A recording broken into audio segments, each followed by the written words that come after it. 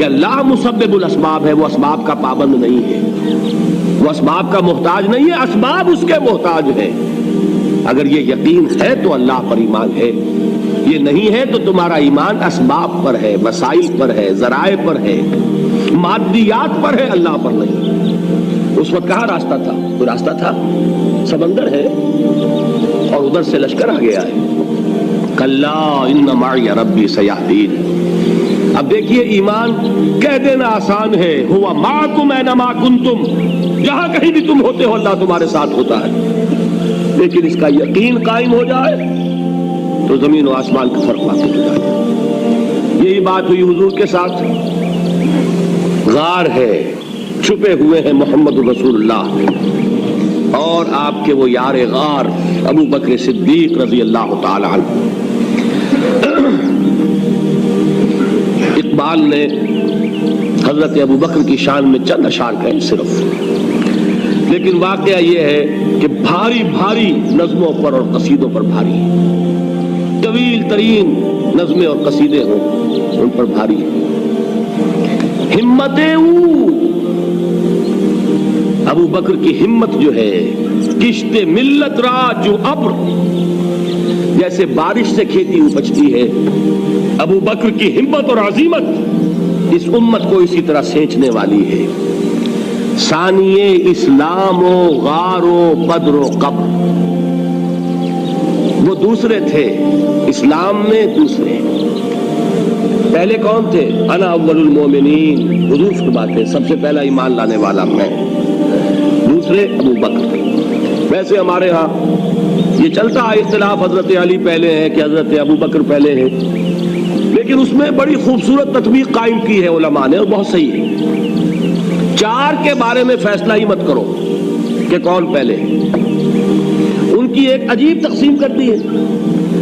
آزاد مردوں میں، بالغ مردوں میں سب سے پہلے ابو بکر، بچوں میں سب سے پہلے علی، خواتین میں سب سے پہلے خدیجہ، اور غلاموں میں سب سے پہلے زید بن حارثہ۔ بڑی پیاری تقسیم ہے، یہ چاروں ہی پہلے ہیں، ہر ایک کے لیے اولیت ہے۔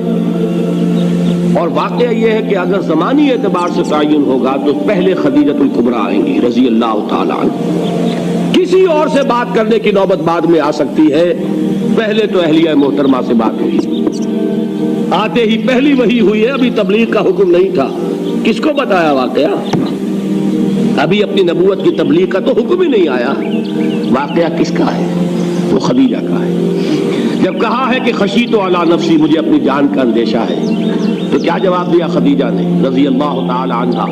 وہ صدیقۃ الکبریٰ ہے۔ صدیقات جو ہے خواتین، ان میں چوٹی پر خدیجۃ الکبریٰ ہے رضی اللہ تعالی عنہا، اور صدیق جو مرد ہیں ان میں صدیق اکبر ہے ابو بکر صدیق رضی اللہ تعالی عنہ، لیکن صدیقات میں چوٹی پر۔ جب حضور نے فرمایا خشیت علی نفسی، کیا فرمایا، کیا عرض کیا، کیسے تسلی دی؟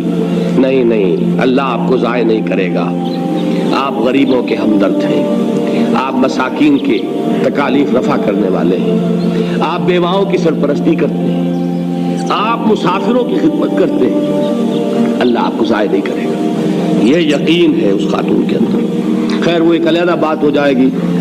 میرے دل پر حضرت خدیجہ رضی اللہ تعالیٰ عنہ کی شخصیت کا بڑا گہرا نقش ہے، جو وہ کوئی اور ہی وقت اور موقع ہوا تو بیان ہوگا۔ بہرحال اقبال نے ایک مصرے میں جو چار اولیتیں جمع کر دی ہیں، ہمتیں کشت امت را جو ابر، ثانی اسلام و غار و بدر و قبر۔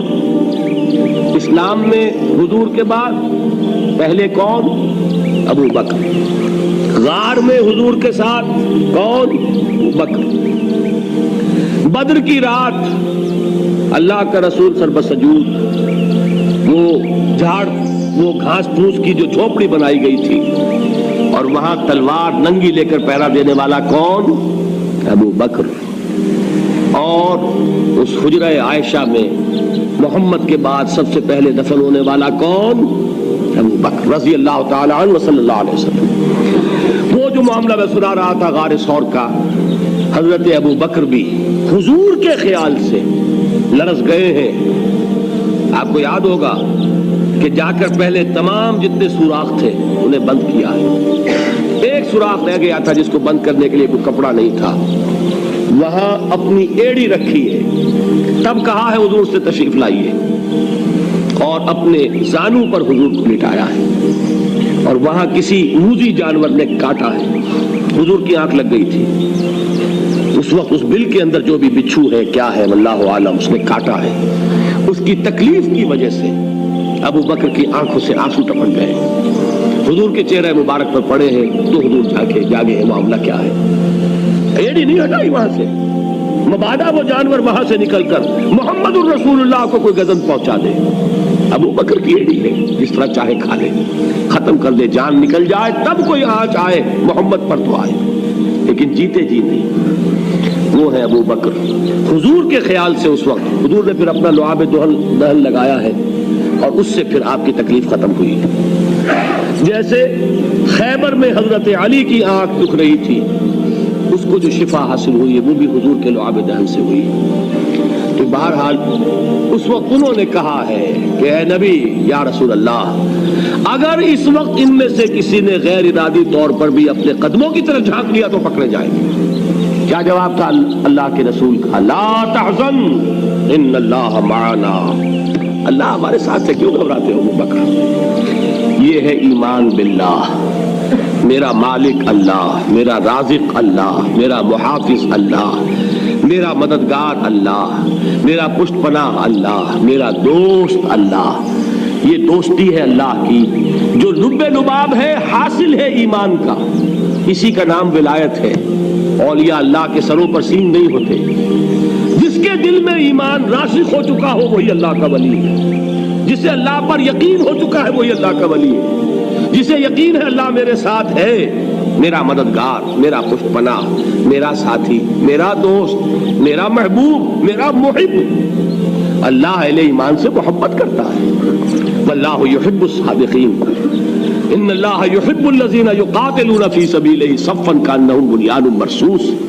اللہ محبت کرنے والا, اہل ایمان محبوب, اور اہل ایمان محبت کرنے والے اللہ محبوب. والذین آمنوا اشد حبا للہ.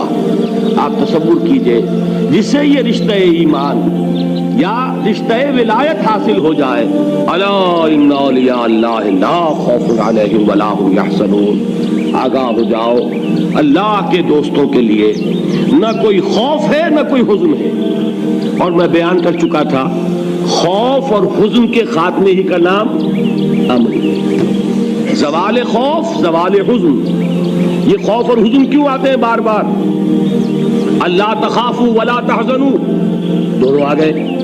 الا ان اولیاء اللہ لا خوف علیہم ولا هم یحزنون, پھر وہی دو. وہ کیوں ہے؟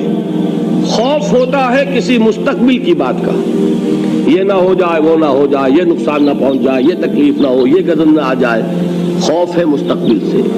حزن ہے یہ کیوں ہوا, یہ نہیں ہونا چاہیے تھا, یہ میرا فلاں چیز میرے ہاتھ سے جاتی رہی ہے, فلاں موقع نکل گیا, اب بیٹھے ہوئے ہیں اندر ہی اندر کوڑ رہے ہیں, صدمہ ہے اور رنج ہے.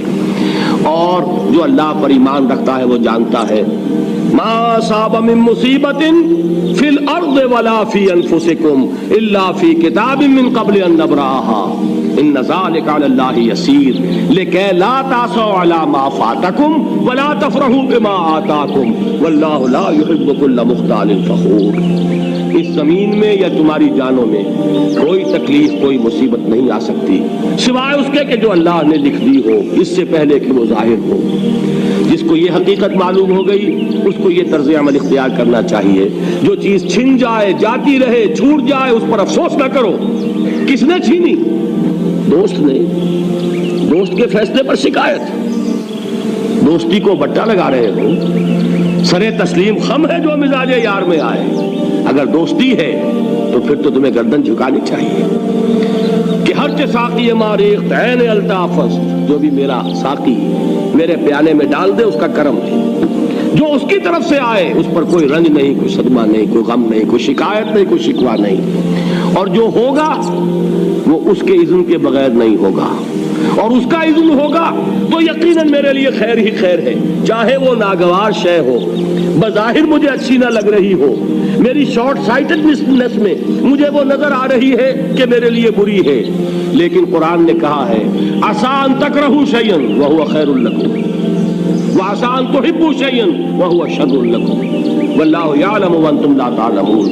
ہو سکتا ہے تم کسی چیز کو ناپسند کرو، درحال ہے کہ اسی میں تمہارا خیر ہو، اور ہو سکتا ہے تم کسی چیز کو پسند کرو، درحال ہے کہ اس میں تمہارا شر ہو۔ اللہ جانتا ہے، تم نہیں جانتے۔ جب مجھے یہ بات معلوم ہو گئی، میں نے اپنا معاملہ اللہ کے حوالے کیا۔ سپردم بے تو مایا خیشرا تو دانی حساب کم و بیشرا، اے رب جو تو چاہتا ہے وہ ہو، تیرے علم میں جو شے میرے لیے خیر ہے وہ ہو جائے، میری کوئی پسند نہیں، میری کوئی چاہت نہیں، یہ ہے راضی برضائے رب۔ اکبر الہآبادی نے اسے کہا ہے رضائے حق پہ راضی رہ، یہ حرف آرزو کیسا، خدا خالق، خدا مالک، خدا کا حکم تو کیسا۔ جب میں آ گیا بیچ میں، میری پسند، میری مرضی، میری خواہش، میری چاہت، یہی تو شرک ہے۔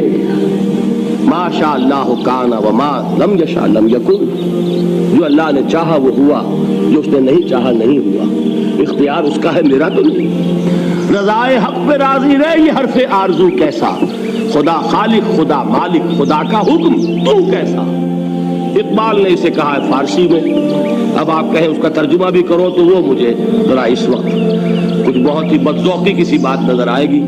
جائیے پوچھئے کسی سے جسے فارسی آتی ہو، برو کشید پیچا کے ہست بود مرا، چوکدہا کے مقام رضا کشود مرا۔ مجھے تو تمام پیچ و خم سے نکال دیا اس مقام رضا نے، میں راضی برضائے رب ہوں، جو فیصلہ اس کا میں اس پر راضی۔ تو کہاں کا حزن اور کس کا خوف، یہی زوال حزن اور زوال خوف، یہی ہے امن، یہ نتیجہ ہے ایمان کا۔ تو جان لیجئے